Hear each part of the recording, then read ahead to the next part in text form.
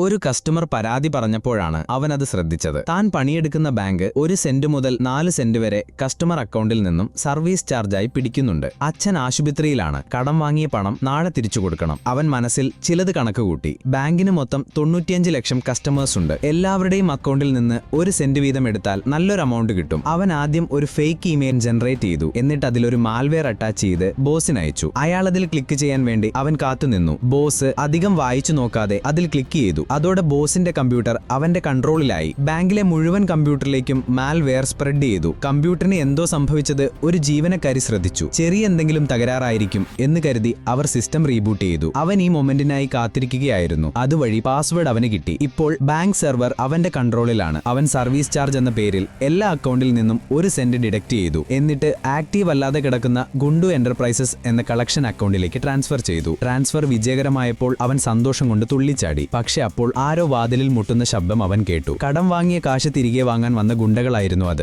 2ാം ഭാഗത്തിനായി subscribe